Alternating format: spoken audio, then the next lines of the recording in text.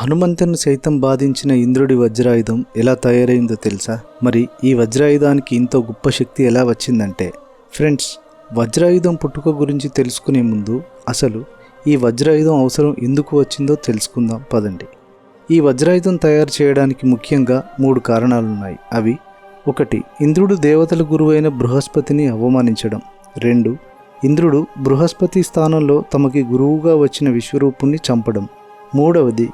ఈ విశ్వరూపుని చంపడంతో ఆయన తండ్రి అయిన త్వష్ట ప్రజాపతి ఇంద్రుణ్ణి చంపడానికి ఒక మహాయజ్ఞంతో ఒక రాక్షస పుత్రుని సృష్టించి ఇంద్రుడిపైకి పంపడం.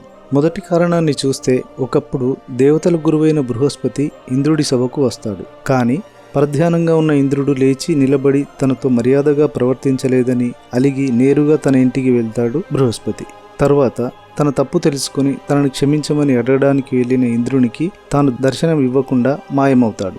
ఇక గురువు ఆశీస్సులు అండదండలు లేని ఇంద్రాది దేవతలపై రాక్షసుల గురువైన శుక్రాచార్యుని అండదండలతో రాక్షసులందరూ దండెత్తి స్వర్గలోకాన్ని ఆక్రమించుకుంటారు. అప్పుడు ఏం చేయాలో తెలియని ఇంద్రుడు బ్రహ్మదేవుని వద్దకు వెళ్లి సహాయం చేయమని కోరుతాడు. ఇక రెండవ కారణం చూస్తే, బ్రహ్మదేవుడు త్వష్ట ప్రజాపతి కొడుకైన విశ్వరూపుని దేవతల గురువుగా బాధ్యత వహించమని ఇంద్రుడికి చెప్తాడు. ఈ విధంగా ఇంద్రుడు 3 తలలున్న విశ్వరూపుని దేవతలకు గురువుగా ఉండమని వేడుకోగా ఒప్పుకుంటాడు విశ్వరూపుడు. ఇక ఆ విశ్వరూపుడు ఇంద్రునికి నారాయణ కవచ మంత్ర మహాశక్తిని ప్రసాదించి ఆ శక్తితో స్వర్గలోకాన్ని తిరిగి పొందేలా చేస్తాడు. మరి ఇంత సహాయం చేసిన విశ్వరూపుణ్ణి ఇంద్రుడు ఎందుకు చంపాడంటే, ఈ విశ్వరూపుడి తల్లి పేరు రచన. ఈమె రాక్షస జాతికి చెందినది. అందువల్ల విశ్వరూపుడు రాక్షసులకు మేనమామ అవుతాడు.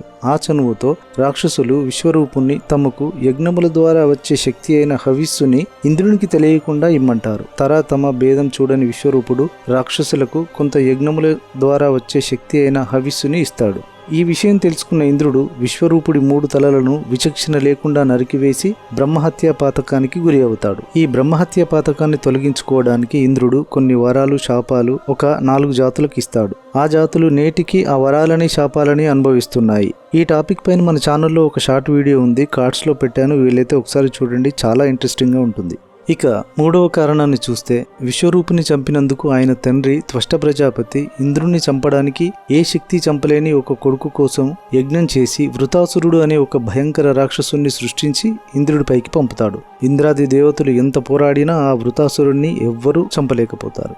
ఇంద్రుడు పారిపోయి శ్రీ మహావిష్ణువుని శరణు కోరి తమకి సహాయం చేయమని అర్థిస్తాడు. అప్పుడు విష్ణుమూర్తి ఇంద్రుడితో, ఒక్క దదీచి మహర్షి వెన్నెముకతో తయారు చేసిన వజ్రాయుధం వల్లనే వృతాసురుని అంతం జరుగుతుందని వెంటనే దదీచి మహర్షిని కలిసి అతని సహాయం తీసుకోమని చెప్తాడు. మరి ఎందుకు ఈ ఒక్క దదీచి మహర్షి వెన్నెముకే కావాలంటే, ఇంతకుముందు విశ్వరూపుడు ప్రసాదించిన నారాయణ కవచ మంత్రశక్తి చేత రాక్షసుల నుండి స్వర్గాన్ని తిరిగి పొందిన దేవతలు ఇక మాకు ఈ అస్త్రశస్త్రాలు ఇప్పుడు అవసరం లేదని వాటిని ధ్వంసం చేయకుండా దాచిపెట్టడమే మంచిదని, అవి దాచగల బ్రహ్మజ్ఞాని అఖండ తపోశక్తి గల దదీచి మహర్షి మాత్రమే అని ఆ మహర్షిని వాళ్ళ ఆయుధాలన్నింటినీ దాచమని వేడుకుంటారు. దదీచి మహర్షి సరేనని ఒప్పుకొని వాటిని కొన్నాళ్ల పాటు జాగ్రత్తగా దాచిపెడతాడు. కానీ ఎవరు తిరిగి రాకపోవడంతో వాటిని నీరుగా మార్చి తాగుతాడు. అప్పుడు ఆ అస్త్రశస్త్రాల శక్తులన్నీ తన వెన్నెముకలో ఇమిడిపోతాయి. అందుకే ఆ విష్ణుమూర్తి దదీచి మహర్షుల వెన్నెముకే కావాలని, అందులోని సర్వదేవతల అస్త్రశస్త్రాల శక్తి ఇంకా